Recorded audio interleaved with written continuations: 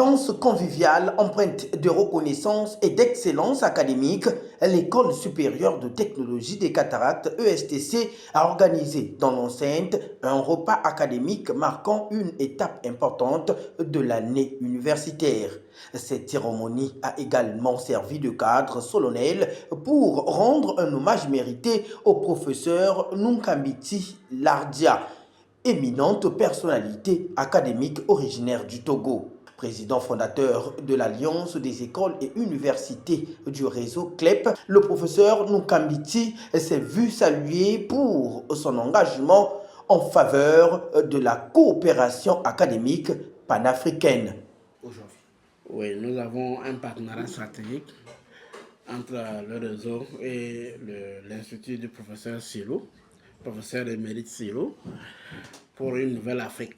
Et nous pensons qu'il nous faut travailler sur deux axes stratégiques.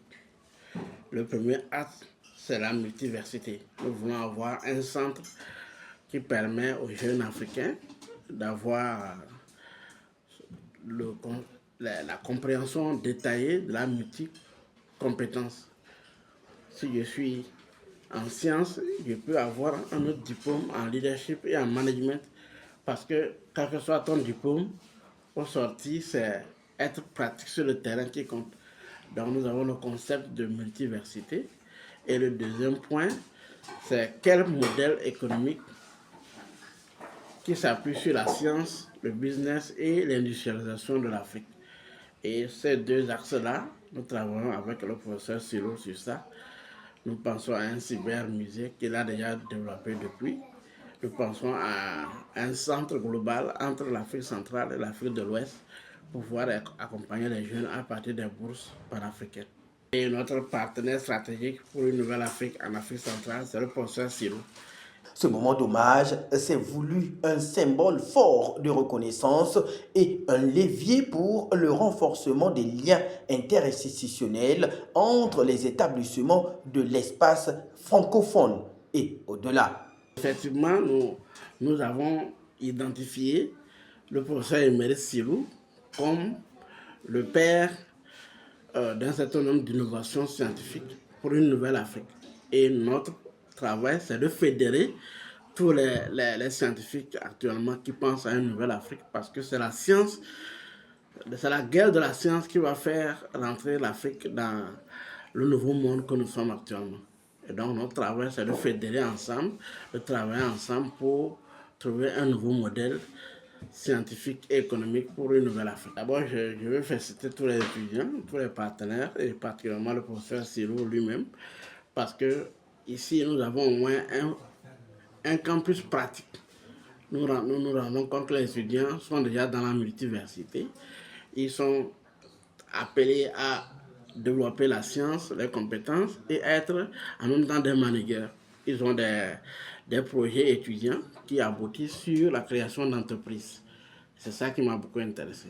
Monsieur Thomas Silou, promoteur de l'ESTC et professeur titulaire des universités au sein du CAMES, a rappelé dans son adresse l'importance de ces initiatives qui allient célébration des acquis pédagogiques et ouverture sur la coopération universitaire internationale. Ce dernier insiste sur le rôle des institutions africaines dans le façonnement des solutions locales aux défis du développement. Une filière agronomie, élevage, environnement, agroalimentaire. Et dans l'agroalimentaire, nous sommes dans la filière huile de palme, safou, litchi, ramboutan. Donc on fait à la fois de la production et de la transformation. Nous faisons aussi le levage dans le porc, dans la volaille, dans le bovin. C'est vraiment comme un généraliste en médecine. Si vous n'avez que des cardiologues dans la ville, ça va être difficile de soigner les enfants, les pédiatres. Or, le médecin généraliste, il soigne tout. Et nous, on fait des généralistes dans le problème du développement, qui connaît aussi bien l'agriculture, l'élevage, la transformation que la gestion. C'est ça la particularité de notre école. Il y a des écoles d'agronomie, il y a des écoles de gestion, mais jamais les deux à la fois.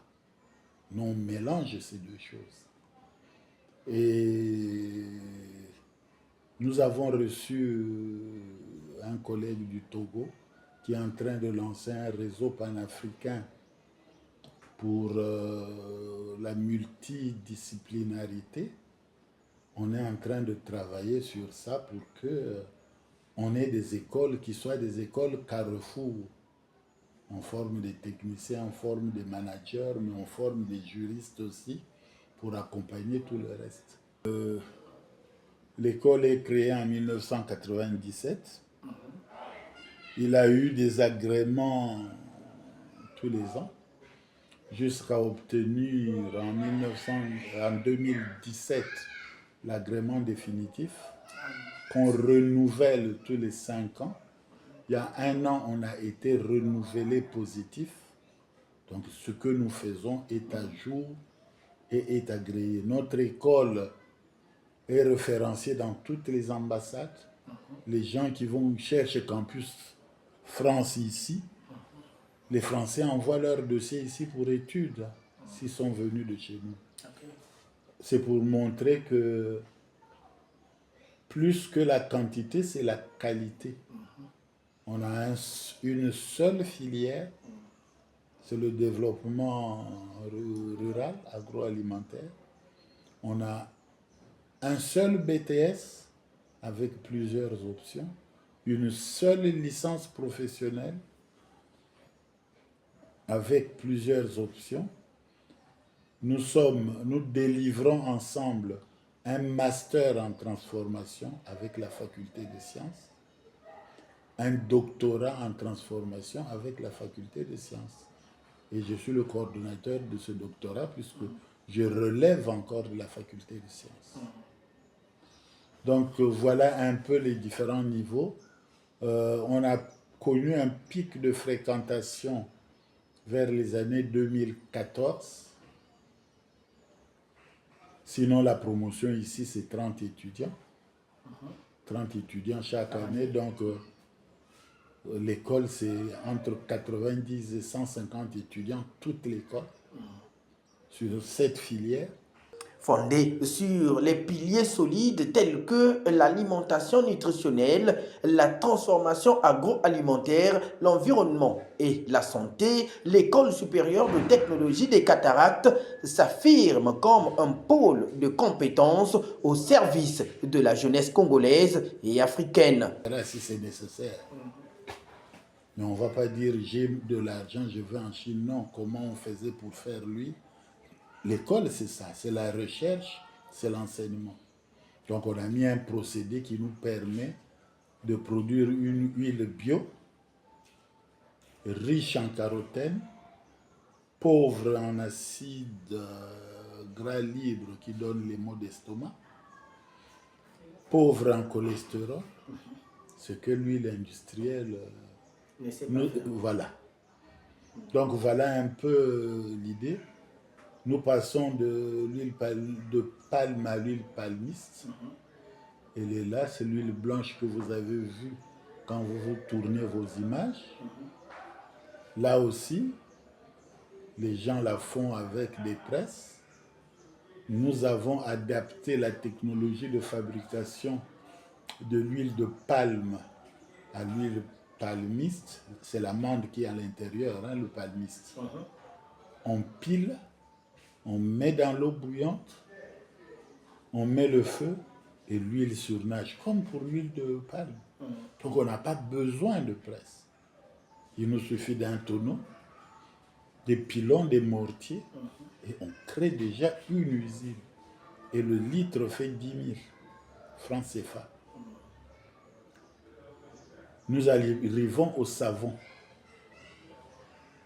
On sait faire le savon solide, le savon liquide, le savon de toilette, le savon médicinal. Et c'est ça les travaux pratiques des étudiants ici. Chacun fait déjà du savon chez lui et le vend. Il y a la deuxième filière qui est la filière Safou.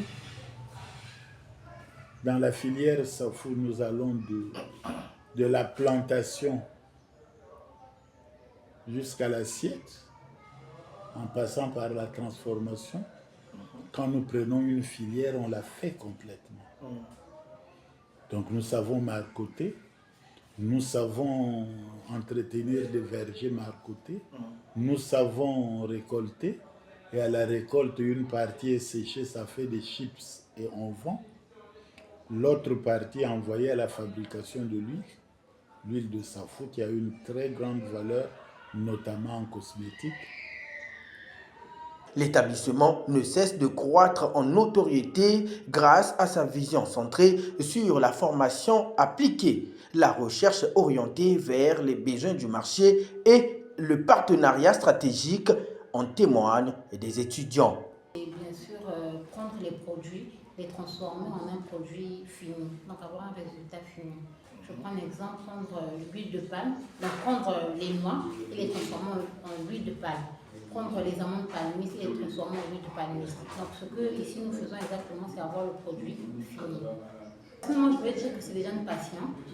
Je suis très passionnée de la transformation. Donc j'aime bien tout ce qui est allié, tout ce qui est affilié avec la transformation. Le professeur Silou, parce que ce genre d'endroit, on n'en a pas beaucoup.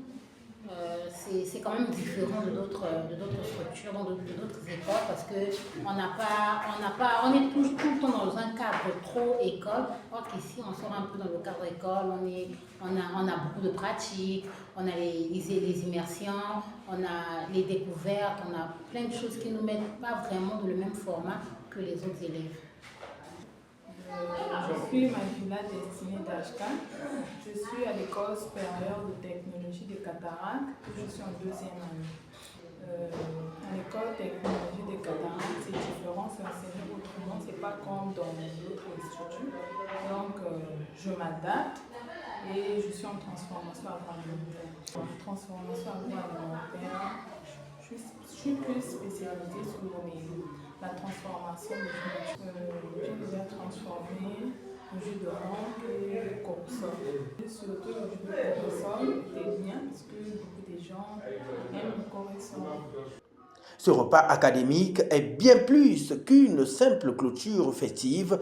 Il s'est mué en symbole d'union, de transmission et de projection vers un avenir académique africain solidement ancré dans la coopération et l'excellence. Si la formation professionnelle et technique des jeunes est un levier pour le développement local, École supérieure des technologies des cataractes reste un modèle. La renommée de cette école, c'est l'excellence de sa formation. On a formé une centaine de licenciés ici, mais presque tous travaillent.